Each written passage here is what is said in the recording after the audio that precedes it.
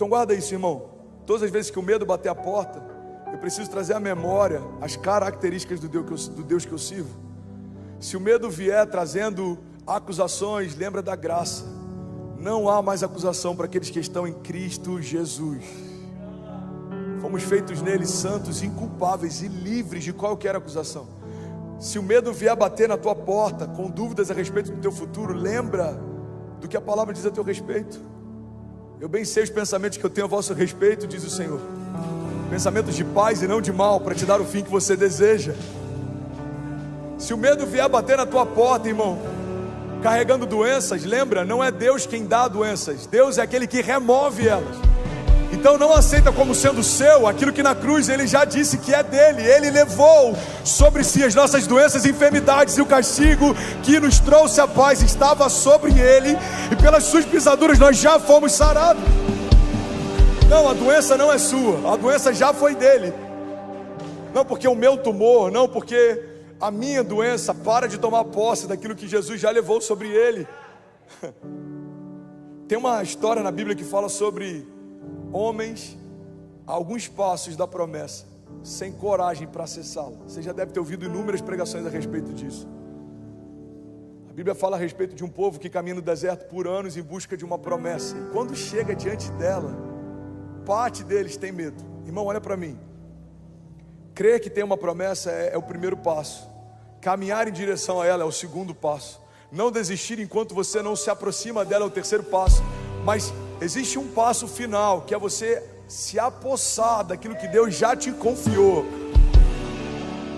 Cuidado com as falsas linhas de chegada. Anota isso e medita nisso, irmão. Cuidado com as falsas linhas de chegada. Porque pode ter cheiro da promessa, pode parecer com a promessa, pode até estar no lugar da promessa, mas se você não acessar, é só uma promessa. Olha que interessante, olha o que a Bíblia diz. Está lá em Números 13:30. Alguém está recebendo algo de Deus essa manhã? Glória a Deus. Números 13:30 fala a respeito dos espias que são enviados para mapear a terra prometida.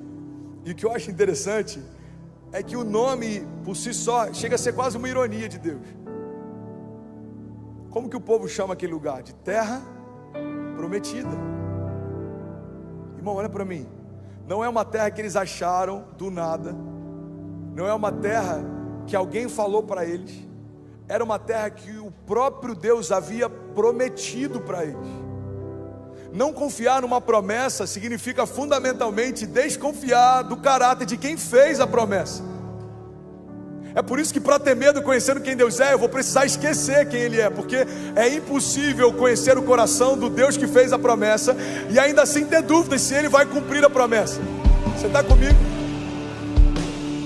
Olha o que a Bíblia diz. Então Caleb fez calar o povo perante Moisés e disse: certamente subiremos e a possuiremos em herança, porque seguramente, cara, eu amo esses detalhes, porque essas chaves carregam tanto poder, porque seguramente prevaleceremos contra ela.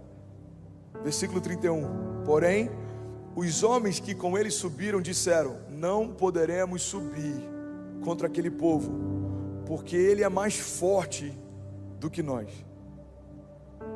Irmão, guarda isso. Primeira coisa que me chama a atenção é que a Bíblia diz que Caleb então fez o povo se calar perante Moisés. Tem milagres que você só vai acessar quando você calar a multidão que tenta te fazer desacreditar do que Deus já te fez acreditar um tempo. Caleb não fala: gente, com licença, só um minuto. Gente, vamos ser um pouco amigável, não, vamos quando algo faz sentido, me ajuda aí, gente. Sensato, tem que ser humante. Vamos ser um pouco sensato. Vamos fazer uma votação. Irmão, tem momentos para a gente ser amigável, mas tem momentos para a gente se posicionar.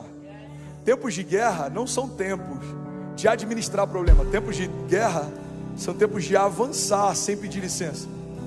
A Bíblia diz que ele cala o povo e lembra da promessa. Olha os termos que ele usa: certamente possuiremos, seguramente prevaleceremos. Irmão, certeza e segurança só tem quem confia em quem prometeu. Ele está dizendo, é certo, não tem como dar errado. O meu coração está seguro, porque eu sei quem prometeu. Então ele cala a multidão e ele traz à memória a promessa. Irmão, tem promessas que você não está confiando, porque a voz dos ruídos ao teu redor se tornou mais alta do que a voz da promessa dentro de você. A gente vê isso com a filha de Jairo. A Bíblia diz que quando chega lá, Jesus diz, olha, a menina não morreu, apenas dorme. E a multidão riu dele. Guarda isso, irmão. A multidão que chorava a morte dela, agora ri do milagre dela. Olha para mim. Você percebe que a multidão não tem dificuldade de chorar a tua desgraça, mas tem dificuldade de celebrar o teu milagre? Eu quero pregar nessa manhã. Tem alguém que está comigo? A filha de Jairo morreu, todo mundo se reúne para chorar. Jesus chega na casa e fala, não, ela não morreu, ela apenas dorme. Todo mundo começa a zombar do milagre. Irmão, chorar com os que choram é bíblico, mas se alegrar com os que se alegram também. E a multidão nem sempre tem as duas partes, os dois lados dessa moeda. Tem gente que quer chorar com você, mas não consegue celebrar com você. Por quê? Porque a dor conecta. A dor é algo que é fácil de conectar. É por isso que uma pregação almática é fácil da gente se conectar. A gente está chorando, daqui a pouco está todo mundo emocionado. Por quê? Porque a minha dor conecta com a sua. É um ponto de contato.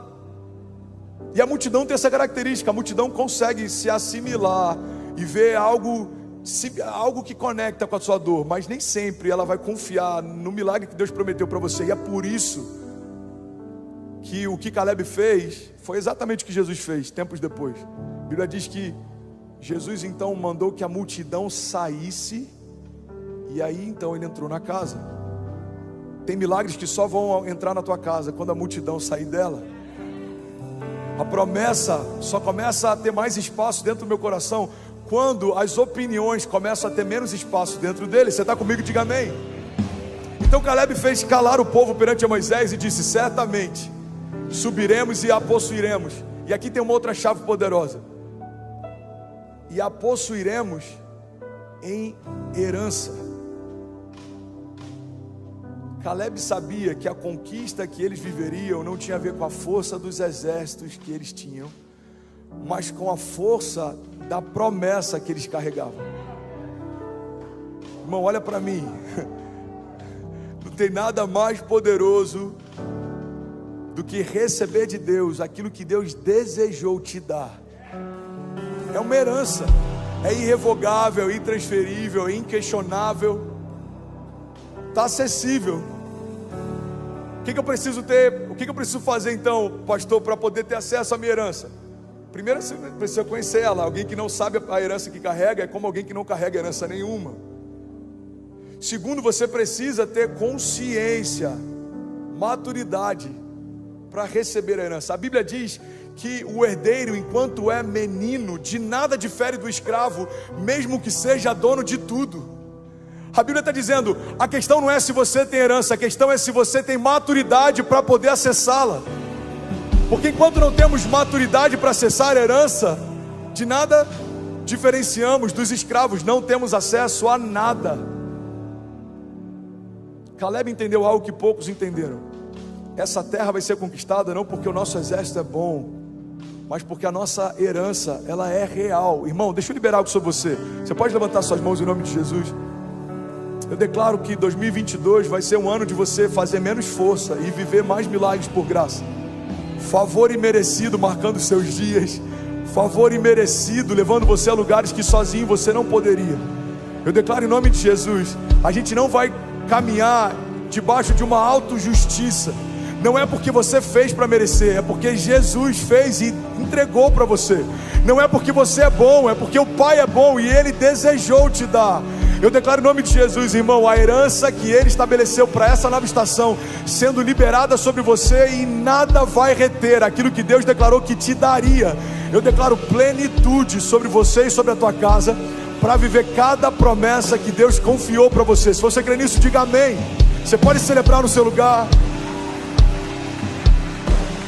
A possuiremos em herança. Não tem a ver com o que eu vou conquistar, irmão. tem a ver com o que eu vou receber.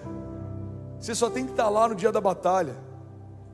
Gideão reúne milhares de homens, Deus fala, tem gente demais. Aí alguns milhares saem, ele olha, tem centenas, ele fala, tem gente demais ainda. Até que ficam 300, ele fala, tá bom. Gideão, isso é para que quando vocês vencerem a batalha, não se orgulhem do número de homens que tinham com você, mas tenham plena convicção que a vitória foi dada pelo Deus que foi com você. Deus não precisa de números, irmão. Ele só precisa que a gente acredite, confie naquilo que Ele disse que faria.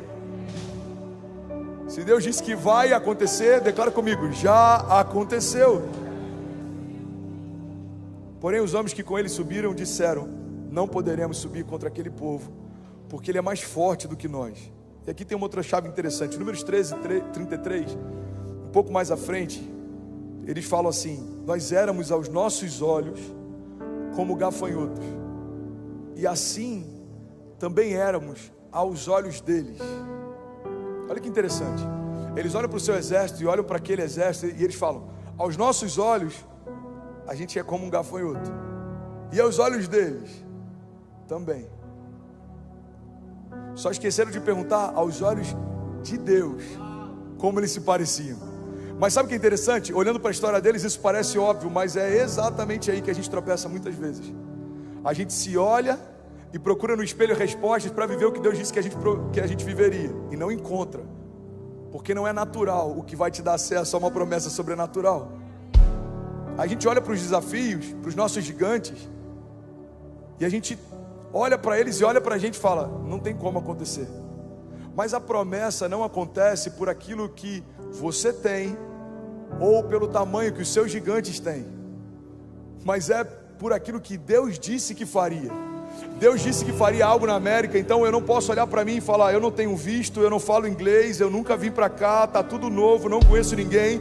Ou olhar para a América e falar, tem outros ministérios mais incríveis, que estão aqui há mais tempo, que tem mais recursos, porque não tem a ver comigo e não tem a ver com eles, tem a ver com Ele.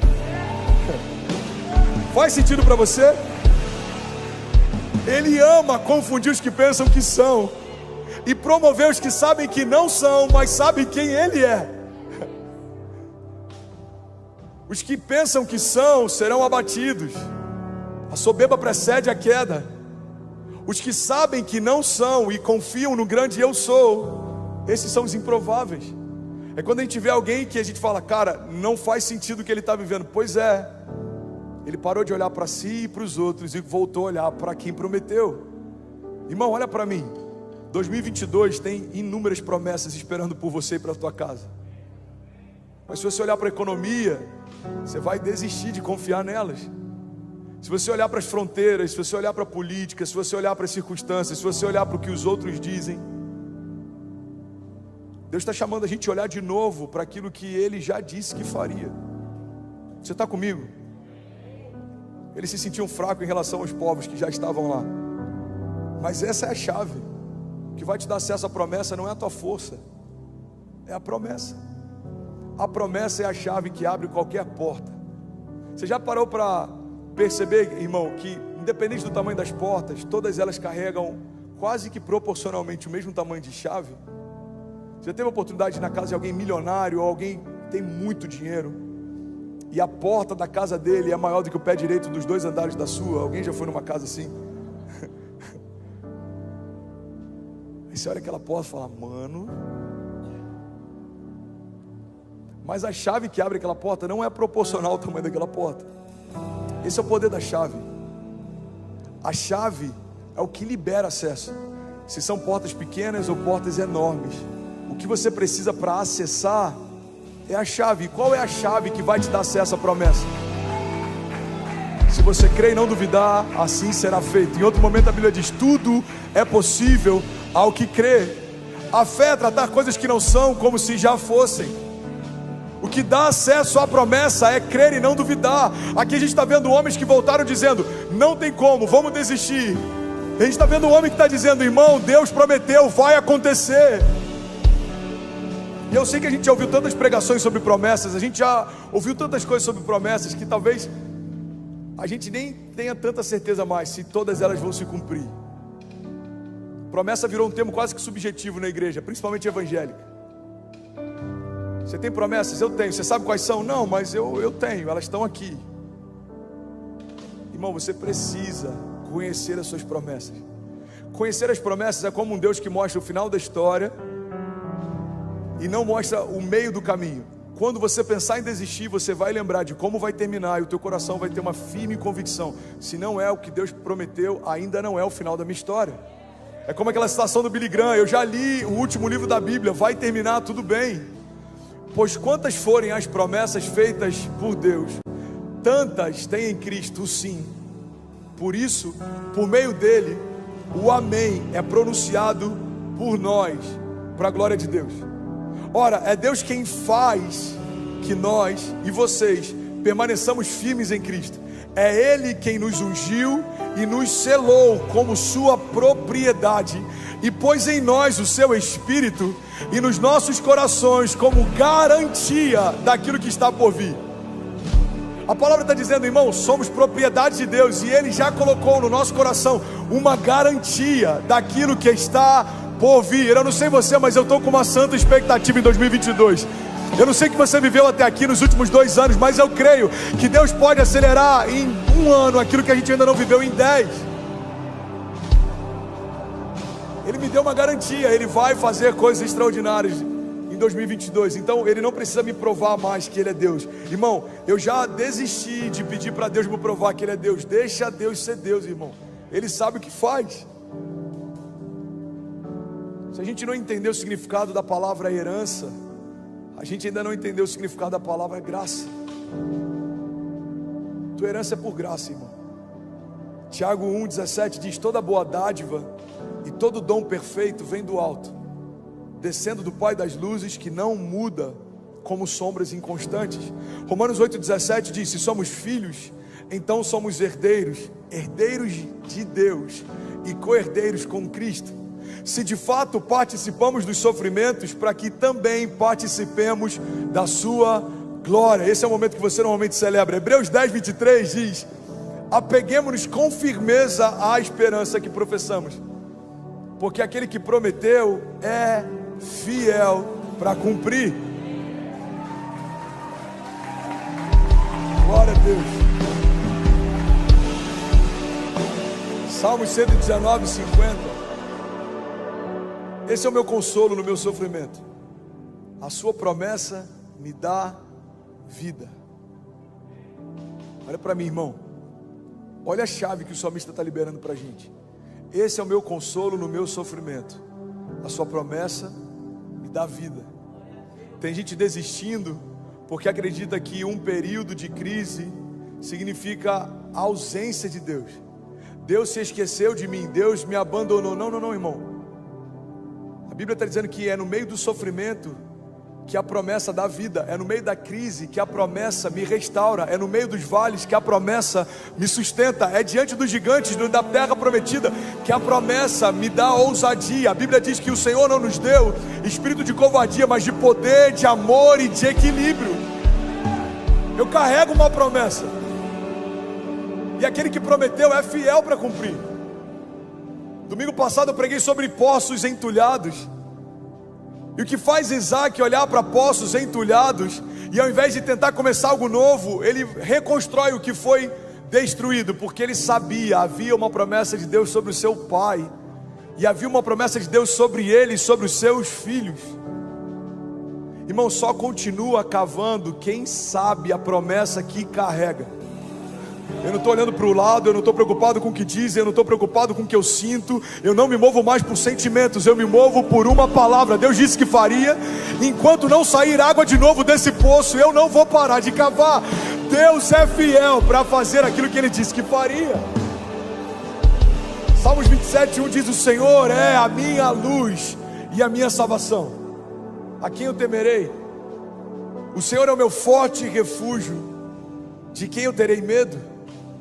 Salmos 34:4 diz: eu busquei o Senhor e Ele me respondeu e livrou-me de todos os meus temores. Os que olham para Ele estão radiantes de alegria, e os seus olhos jamais mostrarão decepção. Você pode dizer glória a Deus por isso? Eu vou ter que terminar. Eu tinha mais 2 tópicos para compartilhar. Um deles é sobre João Batista e eu vou pregar à noite. Mas eu preciso falar rapidinho sobre algo que me chama a atenção na história de José. E eu vou terminar aqui. Você está comigo? Diga amém. Alguém recebeu algo de Deus essa manhã? Diga amém. Olha para mim.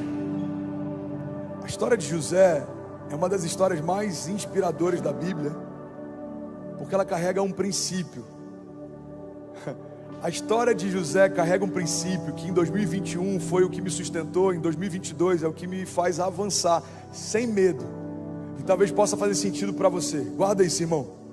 José foi vendido pelos seus irmãos, foi abandonado por eles, foi feito escravo, viveu cativo, e no meio do cativeiro alguém lembrou da porção que ele carregava. Então ele teve acesso de novo ao palácio, e aí então se cumpriu a promessa. O princípio que a história de José carrega é que ninguém carrega o meu destino nas suas mãos. Guarda isso, irmão. José está no meio do cativeiro. O meu destino não está nas mãos de ninguém. Eu sei o que Deus me mostrou, eu sei que vai acontecer. José está no meio da casa de Potifar, ele está sendo perseguido. O meu destino não está nas mãos de ninguém. Eu sei o que Deus mostrou, eu sei que vai acontecer. José está no meio de uma cela. O meu destino não está nas mãos de ninguém. Eu sei o que Deus me mostrou e eu sei que Ele vai cumprir. Irmão, guarda isso em nome de Jesus. A única coisa que faz você permanecer com o teu coração firme em Deus, independente das circunstâncias, é saber que o seu destino não está mais nas mãos de ninguém, porque você já colocou nas mãos do Senhor. Então guarda isso em nome de Jesus, irmão.